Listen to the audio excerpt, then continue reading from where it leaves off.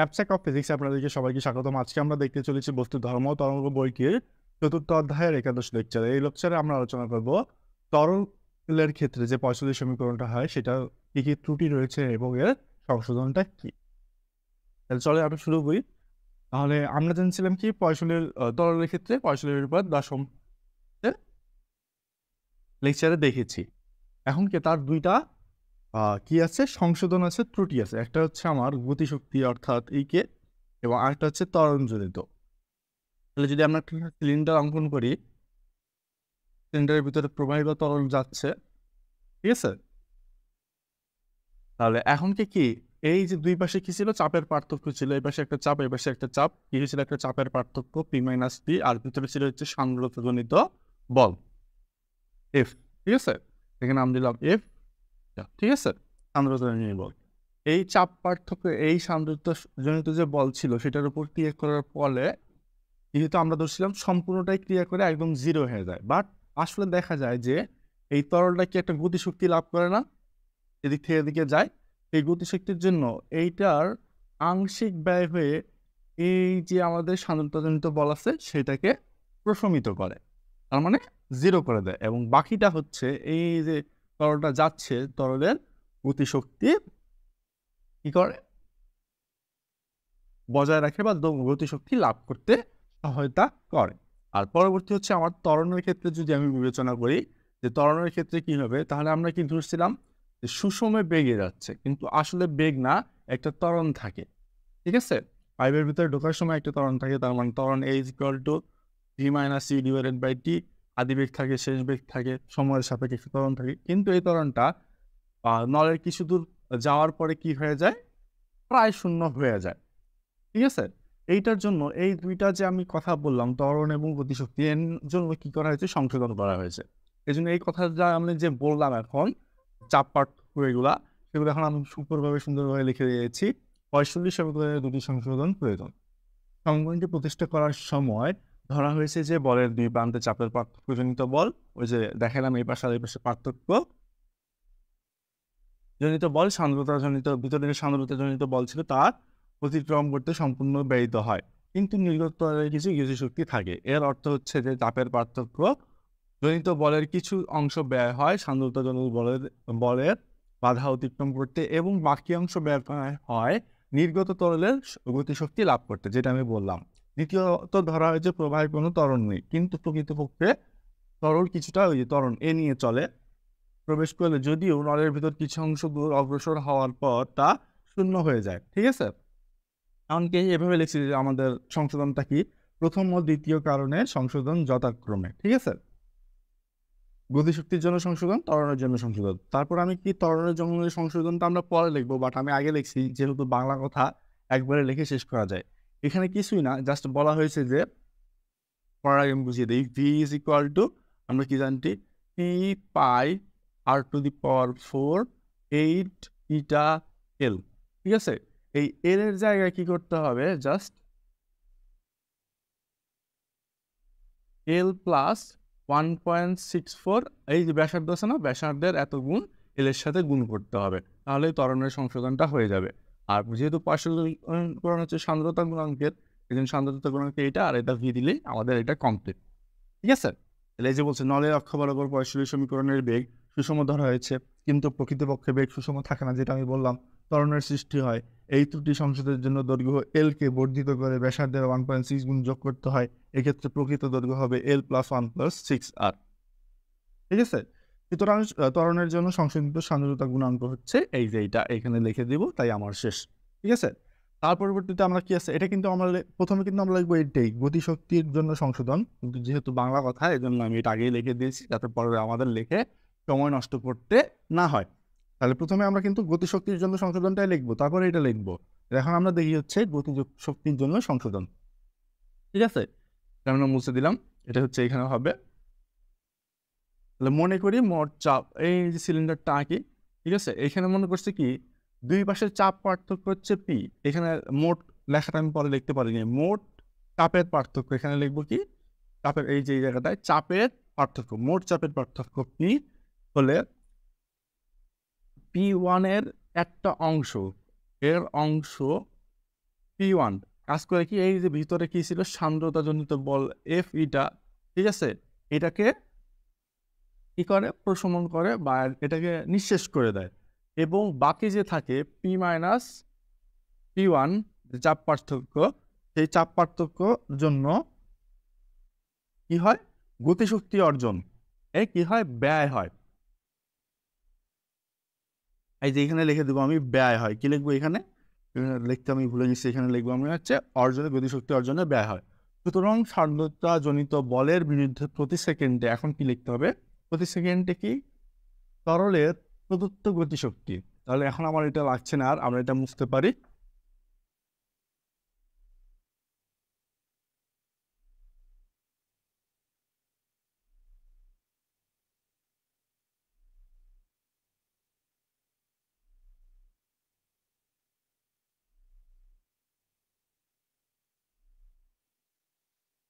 আর এখানে একটু লিখে দিই, এখানে হবে হচ্ছে অর্জনে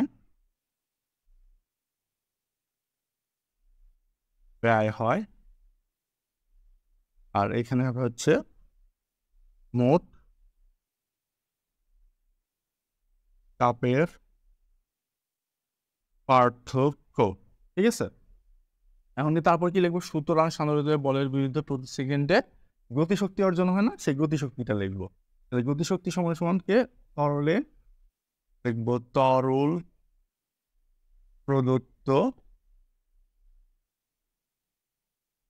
গতিশক্তি, লিখে এরকম কমা দিয়ে নিচে লিখবো হচ্ছে ই কে, ঠিক আছে, ইজ ইকুয়াল টু আমরা কি জানি হাফ এম ভি স্কোয়ার, এটা ছোট হাতের ভি, ঠিক আছে।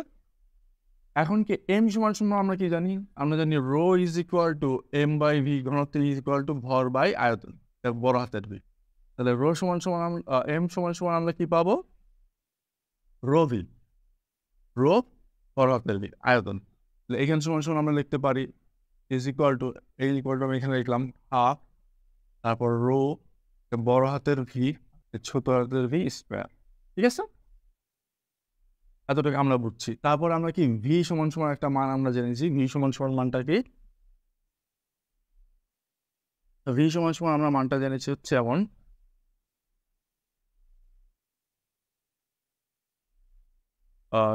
বড় হাতের ভি সমান সমান আমরা জেনেছি হচ্ছে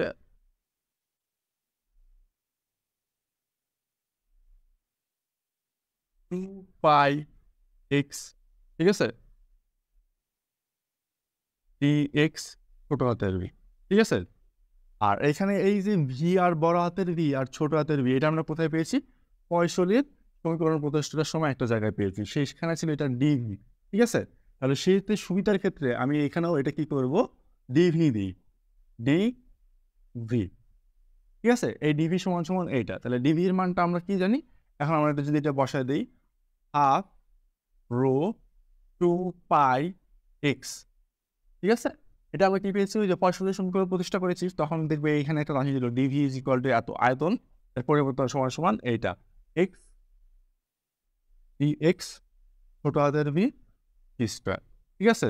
এই টু আমি কাটতে পারি, তাহলে আমি লিখি আরেকটা লাইন টু এই পাইটাকে বাইরে নিয়ে আসলাম পাই রো, তারপর এক্স ডি এক্স কে না দিয়ে এই ভি আর এটাকে গুণ করলে V3 এক্স ডি,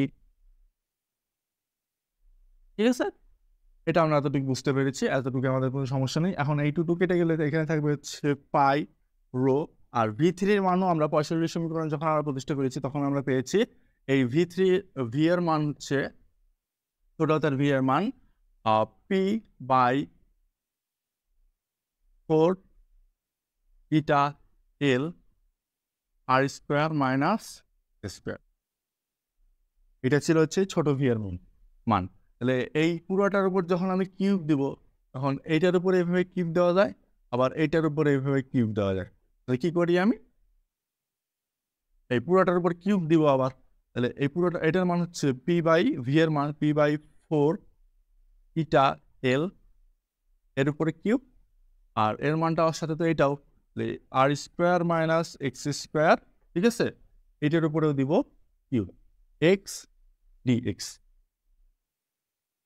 ঠিক আছে। তাহলে কি পাচ্ছি পাই রো, এটাকে পাচ্ছি হচ্ছে P3 4 ই করলে কত হয় 64, 4 into 4 16, 16 into 4 is equal to 64, 64 eta Q L cube. ঠিক আছে, আর এটাকে দেখি যদি আমরা সমীকরণটা দেখি, এইটা একটা বীজগণিত সূত্রের মতো পড়ে a cube minus b Q.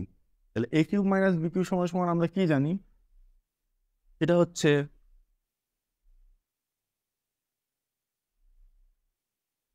A cube minus 3a square b plus 3ab square minus b cube. এটা হচ্ছে আমাদের সূত্র।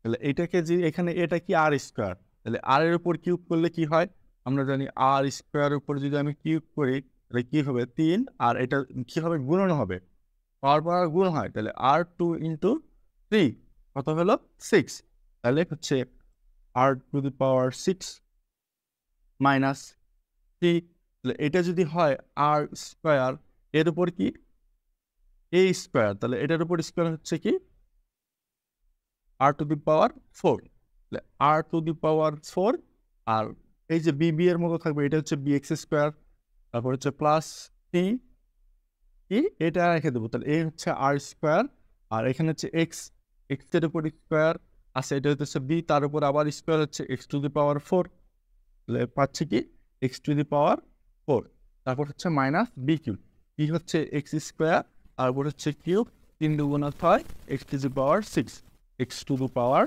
6 পাইলাম। আর এইখানে থাকলো কি এক্স ডি এক্স, এতটুকু আমরা বুঝতে পেরেছি আশা করা যায়।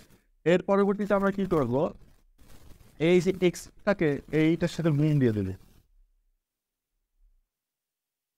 তাহলে যদি এখন আমরা গুণ দেই তাহলে আমরা কি পাই, pi rho P three 64 eta Q L q, যদি আমি গুণ দিই r to the power 6x minus e r to the power 4x q plus e r square x to the power 5 plus minus x to the power 7, ঠিক আছে, extra গুণ দিলাম আর কি সবগুলোর সাথে দিয়ে ডি এক্স। এখন কি করবো, এটাকে আমরা হচ্ছে ইন্টিগ্রেশন করব, তাহলে নিচে আমরা এটা এখন মুছে দিব, আমাদের আর প্রয়োজন নাই, এটার পর এটা লিখলাম আমরা, তারপর হচ্ছে আমরা পাবো হচ্ছে এখানে আমরা লিখব এখন x ইজ ইকুয়াল টু 0 থেকে x ইজ ইকুয়াল টু আর সীমার মধ্যে উপরের সমীকরণকে সমাকলন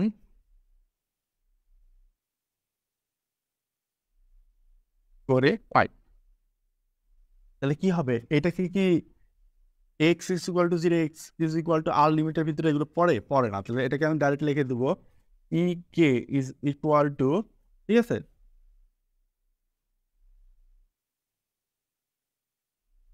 তাহলে ই কে ইজ ইকুয়াল টু আমরা কি লিখবো তখন, এটাকে যদি আমরা করি তখন হচ্ছে এই pi rho P three by 64 eta cube L cube, ঠিক আছে, রাখলাম না আমি, এইখানে হচ্ছে আমি ইন্টিগ্রেশন চিহ্ন দিব, লিমিট কি ছিল 0 আর, আর এইটাকে আমরা ইন্টিগ্রেশন করবো r to the power 6 minus r to the power 6 x minus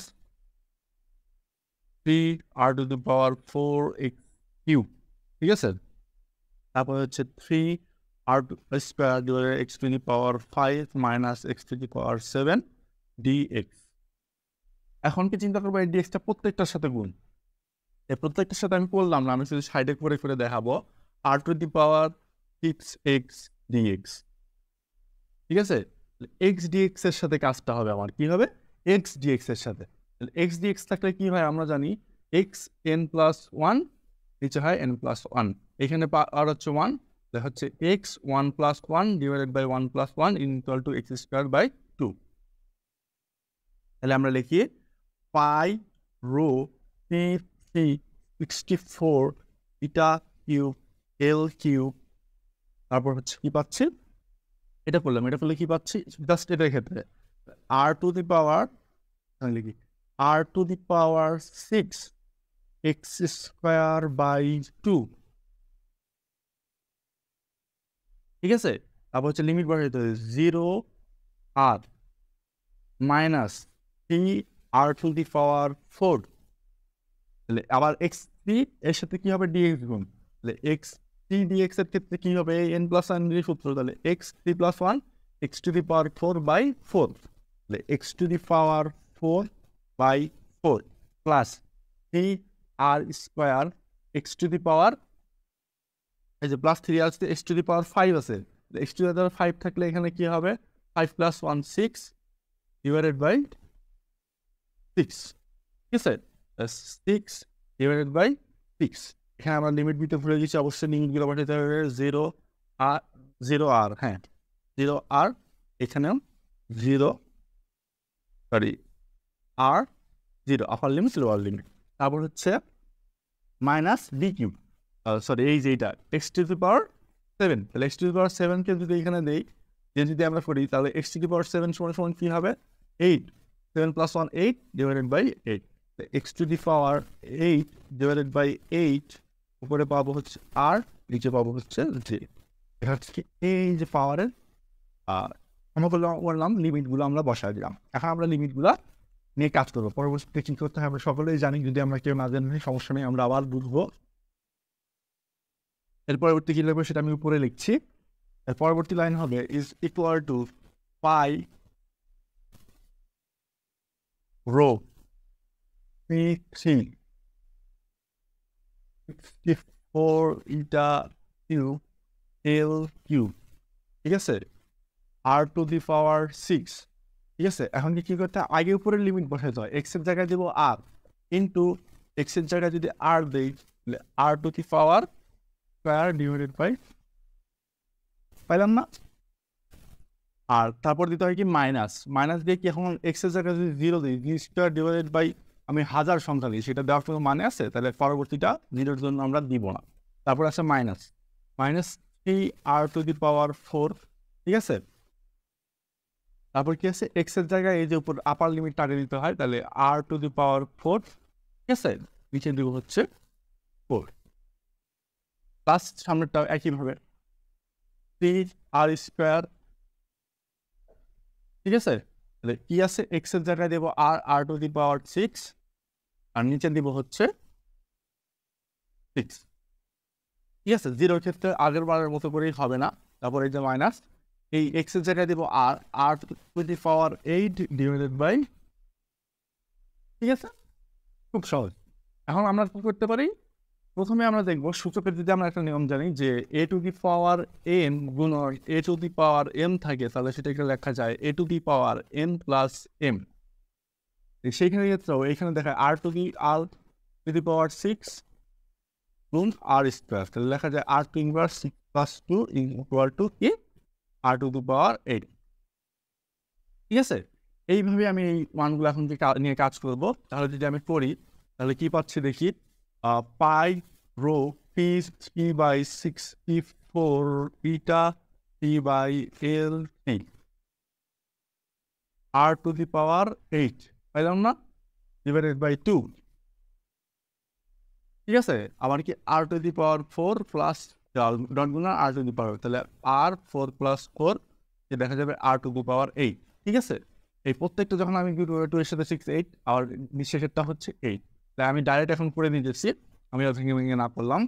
3 r to the power 8 by 4 plus 3 r to the power 8 by 6 minus r to the power 8 by 8। এখন আমরা just simply এটাকে লসাগু করব। তাহলে লসাগু যদি আমরা করি তাহলে কি পাচ্ছি 2 4 6 8 এর লসাগু 2 দিয়ে যদি দেই 1 2 3 4, তাহলে আরেকবার যাই 2 দিয়ে যদি দিই আমি পাই 1 1 3 2, তাহলে 3 দুগুণা 6 আর হচ্ছে 2 দুগুণা 4 4 6 24, এটা হচ্ছে আমার লসাগু। লসাগুটা আমি যদি পাই 24, 24কে 2 দ্বারা ভাগ দিলে কত পাওয়া যায় 12, আর হচ্ছে এর সাথে গুণ R8 এর সাথে R8।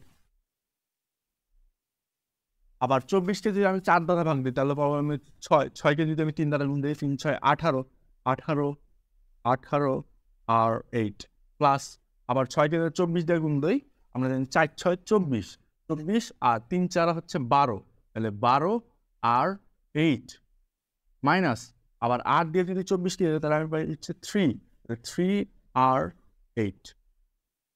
আর এইখানে যা ছিল সেটা আমি জাস্ট লিখে দেবো পাই রো P364 এটা কিউব এল কিউব। আমাদের লাগবে না এখন আর।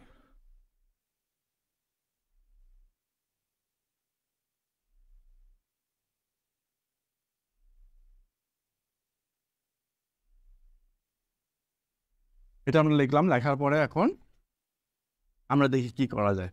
এখানে কি 12 আর 12 কতটা হলো, এটাকে লিখি 4 পাই 3 4 এল, ঠিক আছে।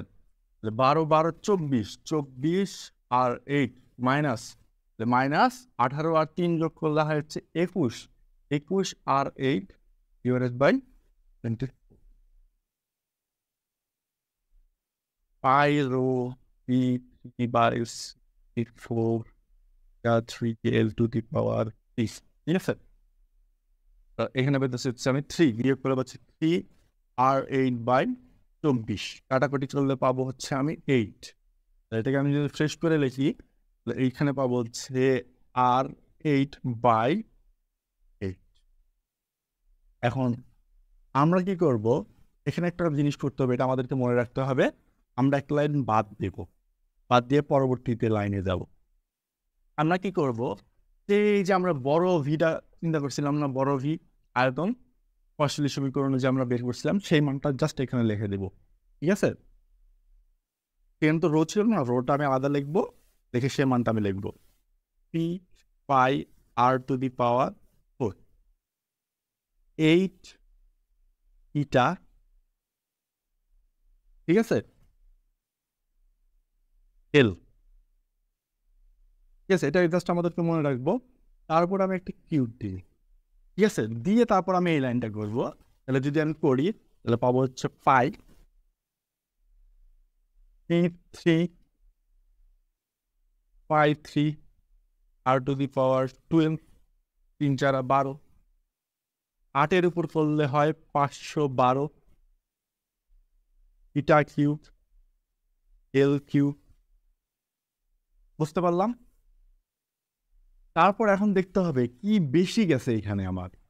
এইখানে আছে হচ্ছে আর টু দি পাওয়ার 8, এইখানে দিচ্ছি আমি কত, হ্যাঁ এইখানে আছে হচ্ছে আর টু দি পাওয়ার 8, কিন্তু এখানে দিচ্ছে আর টু দি পাওয়ার 12, 4টা নিয়ম। তাহলে এইখানে দিব আর টু দি পাওয়ার 4, কাটাকাটি হয়ে যায়, কি হয়ে যাবে আর টু দি পাওয়ার 8।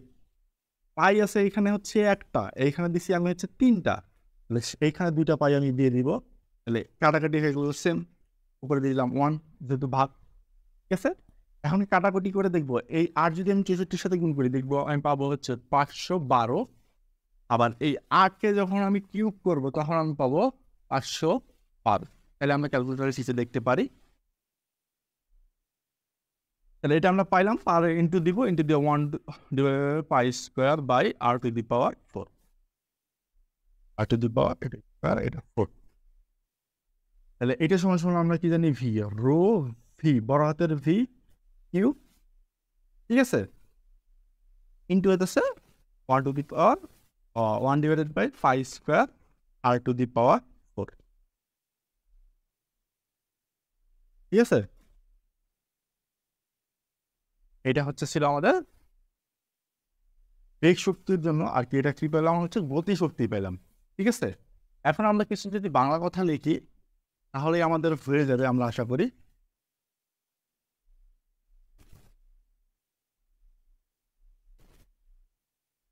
এখন কি আমি ধরবো হচ্ছে যে সালদাজনিত মোট যে চাপ ছিল সেই চাপটা ছিল হচ্ছে পি ই, ঠিক আছে, এই বল এর সাথে কি ছিল P1 ভি, এই বল এর সাথে এই যে আমি এখানে কি পেলাম, সরি এখানে আমি কি পেলাম এটা আমি ভুলে গেছি, সম্ভবত পাইছি রো v3 বড় হাতের v3 1/π² r⁴, ঠিক আছে? হ্যাঁ, r⁴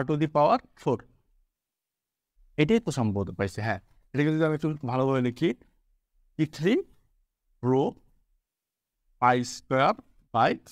r⁴, এটা হচ্ছে কি এই যে ব্যয়িত চাপ, সান্দ্রতা ব্যয়িত চাপ, ঠিক আছে? এই উভয় পক্ষ থেকে এখন আমি ভিটা কমন নিতে পারি। ভিটা যদি আমি কমন নেই তাহলে এখানে থাকবে হচ্ছে পি, ঠিক আছে? কমন নিয়ে কেটে নিতে পারে, সবগুলোতে একটা করে ভি ভাগ করে আমি কেটে দিলাম, তাহলে পাবো p1 পাবো, এখানে পাবো ই, পাবো হচ্ছে রো আদাই π² r⁴ বড় হাতের ভি কিন্তু এটা, ঠিক আছে? আর p1টা হচ্ছে আমার কি সান্দ্রতাজনিত যে চাপটা আমরা ই করছি ব্যয়িত হওয়ার ফলে এই যে আমরা সংশোধন করার পরে যে চাপটা পাবো সেটার রাশিমালা। তাহলে আমরা p1টা লিখবো p1 = p মাইনাস, ঠিক আছে, রো π² r⁴ v²। পাইলাম এটা? এটি হচ্ছে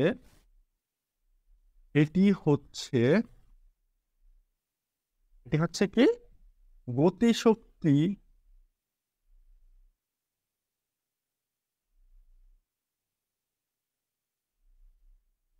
সংশোধনের মাধ্যমে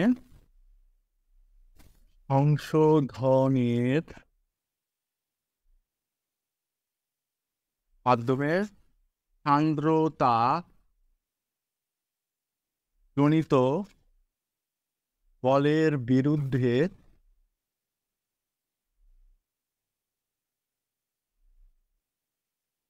ব্যয়িত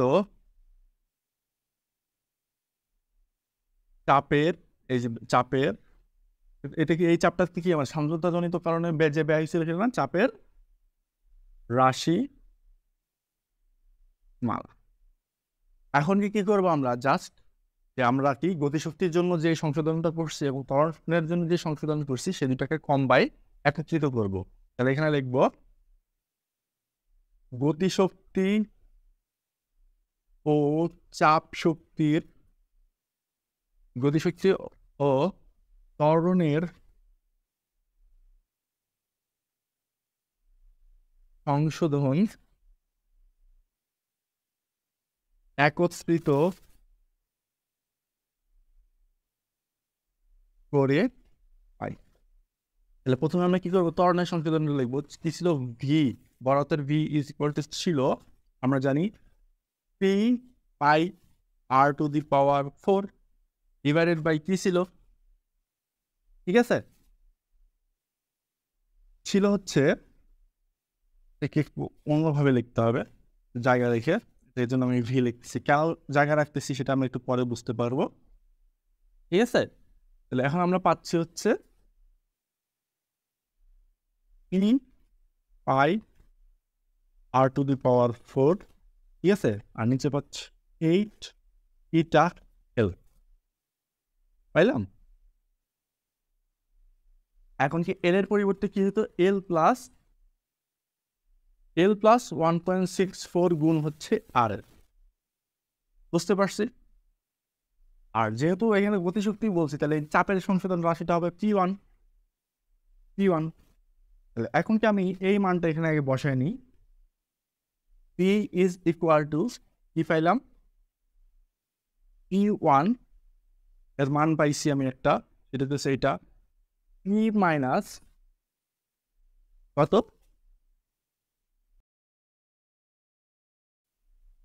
এটার মান p minus rho π² r⁴ p², এটা হচ্ছে p1 এর মান π r⁴। আর নিচে আমি কি পাইলাম 8, এখানে বা দিব, বা এটা বড় হাতের এই সবগুলা, ইটা এল প্লাস 1.64 আর পাইলাম। খুবই সহজ ছিল। এখন আমরা উপরে লিখবো, লিখে দেখবো যে এই সমীকরণটাকে আরো ভাবে ছোট করা যায়। ছোট করলেই আমাদের এই সংশোধনটা করা শেষ হয়ে যাবে, ঠিক আছে? তাহলে এখন আমরা কি করতে পারি, এটা দ্বারা এটাকে গুণ করতে পারি। তাহলে যদি আমি গুণ করে এটাকে এভাবে লিখি, বা V is equal to P pi R to the power 4, ঠিক আছে, ডিভাইডেড বাই, ঠিক আছে, 8 ইটা এল প্লাস 1.64 আর এই যে মাইনাস মাইনাস লেখা বাঁকা হয়েছে তার জন্য সরি, হচ্ছে রো, এটা কি যাবে উপরে চলে যাবে, তাই না? উপরে চলে গেলে কি rho pi R to the power 4 এর সাথে গুণ, আর নিচে এটা আছে না? তাহলে নিচে পাবো হচ্ছে আমি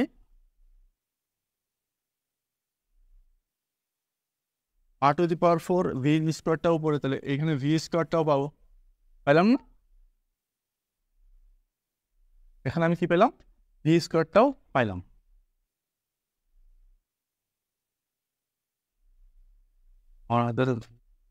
ঠিক আছে, আর নিচে পাচ্ছি হচ্ছে আমার আমি হচ্ছে পাই আর টু দি পাওয়ার 4, আর এটাকে লেখা যায় তখন উল্টে যাবে, যেহেতু এটাও নিচের সাথে আছে, তাহলে 1/8 ইটা, ঠিক আছে, এল প্লাস 1.64 আর। এখন আমরা কাটাকাটি করবো, ঠিক আছে, এই পাই আর এই যে পাই স্কোয়ার থাকলে এখানে একটা পাই হবে, R4 আর এই R4 কাটা যাবে, ঠিক আছে। তাহলে সমীকরণটা যদি আমি এখন ভালোভাবে লিখি তাহলে আমি কি পাই দেখতে হবে, বা V is equal to P pi R to the power 4 8 eta L plus 1.64 R minus এখানে লিখি আর ই স্কোয়ার 8 ইটা এই যে পাই এল প্লাস 1.64 আর পাইলাম না? এখন আমি কি করবো, যেহেতু এটা কি ফলস্বরূপ সমীকরণ, এটাকে ইটাকে এখানে দুই জায়গায় ইটা আছে, এই দুই জায়গায় বি থাকলো না, পরবর্তী লাইনে আমি এখানে জাস্ট ইটা লিখবো আর ভিটাকে এর সাথে রিপ্লেস করে দেবো, পি অর্থাৎ পরিবর্তন করে দিব, পাই আর টু দি পাওয়ার 4 8 ভি বড় হাতের ভি এল প্লাস 1.64 আর, ঠিক আছে, মাইনাস পি ভি স্কোয়ার, ঠিক আছে, 8 এখানে ভি হবে, ঠিক আছে, ভি পাই এল প্লাস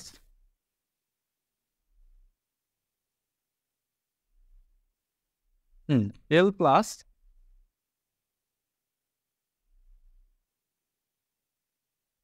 1.64 আর। এটা করলেই আমাদের হচ্ছে কি হয়ে যাবে, এখানে চাইলে আমি ভিভি কেটে দিতে পারি, কিন্তু দুইটাকে ম্যাচ রাখার জন্য আমি একই রাখলাম, যাতে আমাদের হিসাবের ক্ষেত্রে খুবই সুবিধা হয়, ঠিক আছে, যদি কখনো অঙ্কটঙ্ক আসে। তাহলে এটাই হচ্ছে সংশোধিত, এখানে লিখে দেবো, এটাই হচ্ছে সংশোধিত পয়সলির সমীকরণ। আজ এই পর্যন্তই, পরবর্তী ক্লাসে আবারও দেখা হবে। আল্লাহ হাফেজ।